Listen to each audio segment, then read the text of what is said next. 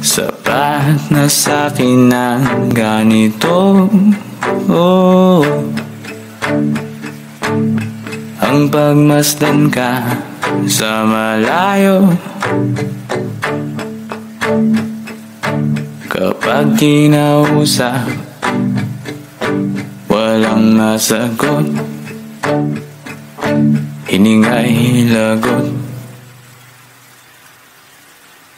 Hindi ko naman yata ikamamatay kung hindi ko mawakan ng iyong kamay. Handa kong mabuhay sa aking kalokohan.